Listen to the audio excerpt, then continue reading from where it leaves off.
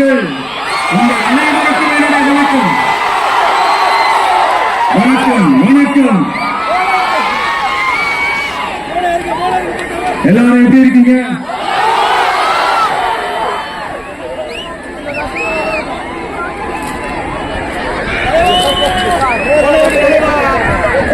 இந்த ஒன்றிய அரசுக்கு தான் தமிழ்நாடு ஒரு தனி மாநிலம், புதுச்சேரி ஒரு தனி யூனியன் பிரதேசம். அவங்களுக்கு தான் தமிழ்நாடு தனி, புதுச்சேரி தனி, இப்படி எல்லாம் இருப்பாங்க.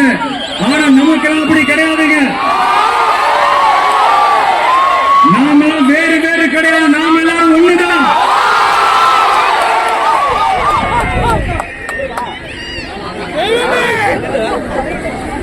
தமிழ்நாடும் புதுச்சேரியும் தனித்தனியாக இருந்தாலும் நாம் எல்லாரும் ஒன்றுதான், நாம் எல்லாரும் சொந்தம் தான்.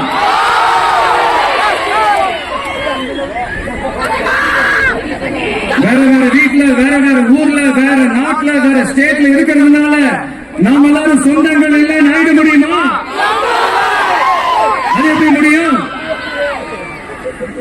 இப்ப பாத்தீங்களா, ஒருத்தருக்கு ஒருத்தர் பார்த்துக்கும் போது அந்த பாச உணர்வு, அதுதாங்க, அது மட்டும்தான். அது இருந்துட்டாலே போதும், வேற எதுவுமே தேவையில்லை.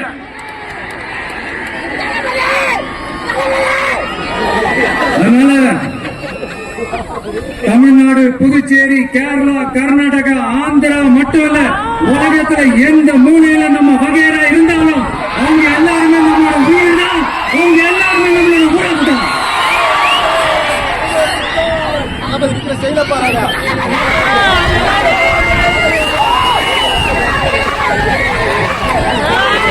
புதுச்சேரினாலே உடனே ஞாபகத்துக்கு வருது மணக்குள விநாயகர்,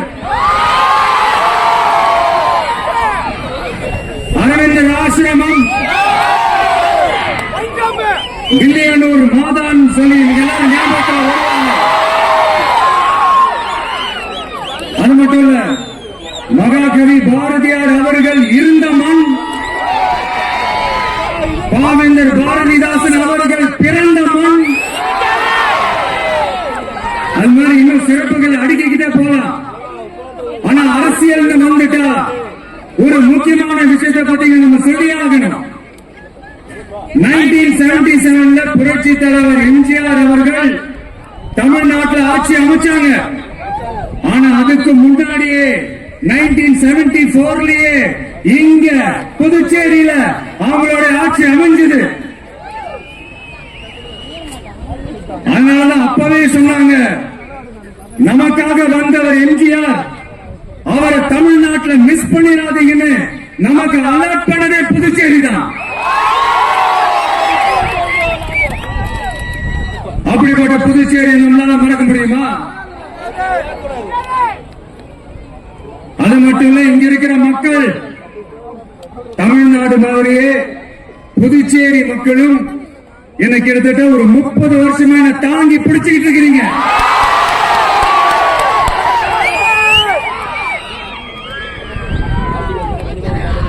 அதனால இந்த விஜய் தமிழ்நாட்டுக்கு மட்டும்தான் குரல் கொடுப்பான்னு நினைக்காதீங்க. அப்படி பண்ணாத தவறு, புதுச்சேரி மக்களுக்கும் சேர்த்துதான் குரல் கொடுப்பான். அது என்னுடைய கடமையும் கூட. அதனாலதான் இங்க நீங்க பேஸ் பண்ற பிரச்சனைகளை பத்தி இன்னைக்கு நான் பேசுறதுக்காக வந்திருக்கிறேன். அது மட்டும் இல்ல, இந்த புதுச்சேரி கவர்மெண்ட் பத்தி நம்ம சொல்லியே ஆகணும்.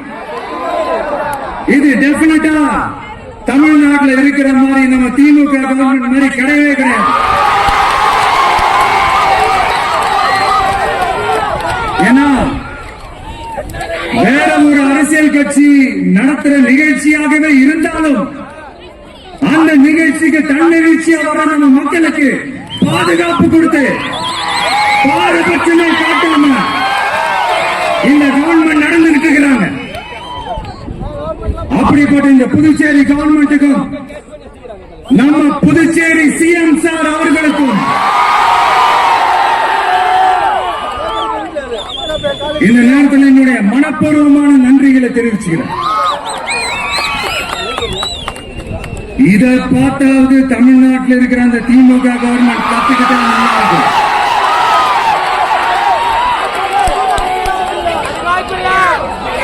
ஆனா அவங்க கத்துக்க மாட்டாங்க. பரவாயில்ல, வரப்போற எலெக்ஷன்ல 100% கத்துக்குவாங்க.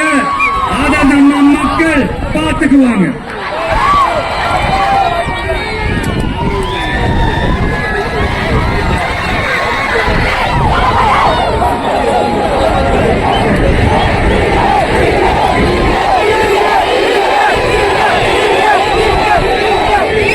புதுச்சேரியில் இருக்கிற கவர்மெண்டோட கூட்டணி ஆட்சியில இருந்தாலும் புதுச்சேரி ஒன்றிய அரசு எதிலையுமே கண்டுக்கல் என்றது புதுச்சேரி மக்களான உங்களுக்கு நல்லாவே தெரியும்.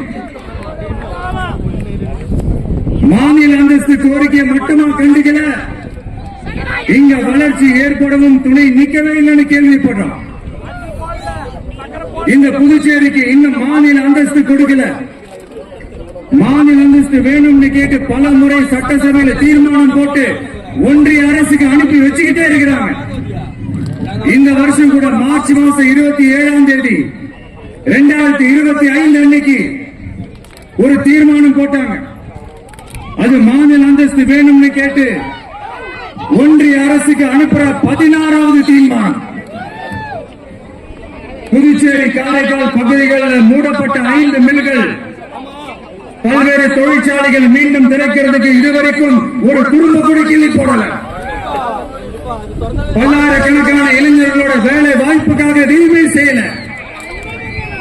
இங்க ஒரு ஐடி கம்பெனி உருவாகணும்ன்ற எண்ணமே இல்லை. அதை பத்தி யார் பேசினாலும் அது அவங்க காதல விழவே இல்லை. இங்க ஒரு அமைச்சர் ஊழல் குற்றச்சாட்டுல பதவி விட்டு தீக்கப்பட்டு அந்த இடத்துக்கு இன்னொருத்தரை நியமிச்சு 200 நாள் ஆச்சு. இன்னும் அவருக்கு ஒரு இலாக்காவே தரல. இந்த செயல் சிறுபான்மை மக்களை அவமானப்படுத்துறதுன்னு அந்த மக்களே சொல்றாங்க. புதுச்சேரியோட முக்கிய அங்கமாக இருக்கிற காரைக்கால், மாகே, ஏனாம் பகுதிகளில் எல்லாம் முன்னேற்றமே இல்லைன்னு அந்த பகுதி மக்கள் சொல்லிக்கிட்டே இருக்கிறாங்க. குறிப்பா காவிரியோட கடைமடை பகுதியான காரைக்காலை மொத்தமா கைவிட்ட மாதிரி தான் இருக்குது. இது எல்லாமே முன்னேற்றம் அடையணும். டூரிஸ்ட் பிளேஸ் ஆன புதுச்சேரியில போதுமான அளவு பார்க்கிங் வசதி இல்ல, போதுமான அளவு கழிப்பறை வசதி இல்ல. இதெல்லாமே மேம்படுத்தணும். புதுச்சேரி கடலூர் மார்க்கமான ரயில் திட்டம் வேணும்ங்கிறது நீண்ட கால கோரிக்கை. புதுச்சேரி மக்களுக்கு ஒன்னே ஒண்ணுதான் சொல்லணும், இந்த திமுகவை நம்பாதீங்க. அவங்களுக்கு உங்களை நம்ப வச்சு ஏமாத்துறது தான் அவங்க வேலையே.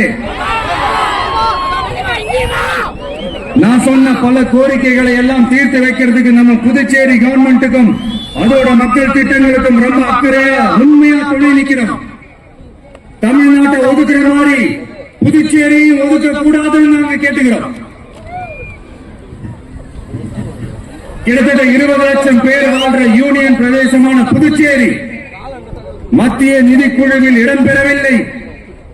அதனால் மாநிலங்களுக்கான நிதி பகிர்தல் அடிப்படையிலும் யூனியன் பிரதேசங்களுக்கான நிதி பகிர்தல் அடிப்படையிலும் புதுச்சேரிக்கு நிதி ஒதுக்கப்படுவதில்லை. அதனால ஒவ்வொரு ஆண்டும் புதுச்சேரிக்கு தோராயமாக மத்திய அரசு நிதியை விடுவிக்கிறது. அந்த நிதியும் அரசு ஊழியர்களின் சம்பளம், ஓய்வூதிய தொகை உள்ளிட்ட திட்ட செலவுகளுக்கே சென்று விடுவதால் மீத தேவைக்கு வெளிச்சந்தையிலும் கடன் பத்திரங்களை கடன் வாங்குகிறது புதுச்சேரி. இந்த நிலைமை மாறணும்னா ஒரே வழி மாநில அந்தஸ்து. நம்ம புதுச்சேரி மக்களோட பல்லாண்டு கால கோரிக்கை. புதுச்சேரிக்கு போதுமான நிதி வரத்து இல்லாததுனால வெளியே கடன் வாங்க வேண்டியதா இருக்கு. புதுச்சேரியோட கடனை குறைச்சு தற்சார்பு பொருளாதாரத்தை வளர்த்தெடுக்க திட்டங்கள் வகுக்கப்பட வேண்டும். மாநில அந்தஸ்து வாங்கின மட்டும் போதாது இல்லையா, தொழில் வளர்ச்சியும் தேவையாச்சு. புதுச்சேரி தென்னிந்தியாவின் முன்னணி இண்டஸ்ட்ரியல் ஹப்பாக மாற்ற எல்லா முயற்சிகளும் எடுக்க வேண்டும். இந்திய அளவில் ரேஷன் கடைகளே இல்லாத மாநிலம் புதுச்சேரி தான். ஏழை எளிய மக்களுக்கு வாழ்வாதாரமே ரேஷன் கடைகள் தான். மற்ற மாநிலங்கள்ல இருக்கிற மாதிரி இங்கேயும் அரிசி, சர்க்கரை, பருப்பு, கோதுமை, எண்ணெய்னு அனைத்து பொருட்களும் வழங்கும் முறை சீராக்கப்பட வேண்டும். கடைசியா மீன் பிடிக்க செல்லும் காரைக்கால் மீனவர்களை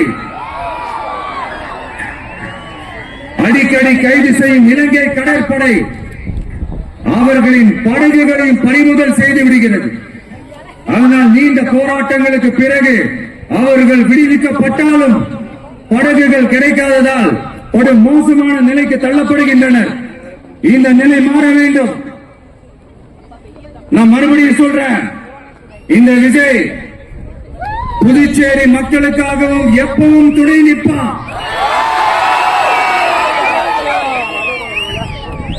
வரப்போற புதுச்சேரி தேர்தல் களத்துல நம்மளுடைய தமிழக வெற்றி கழகத்தின் கொடி பட்டொளி வீசி பறக்கும். கான்பிடன்ட் நல்லதே நடக்கும். வெற்றி நிச்சயம். மீண்டும் சந்திக்கும் வரை நன்றி, வணக்கம்.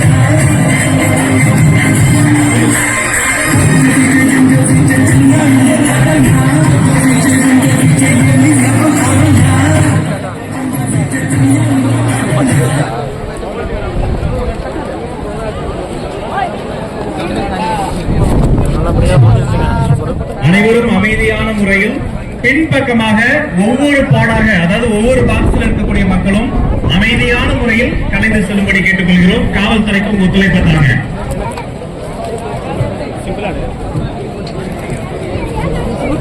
सिंपल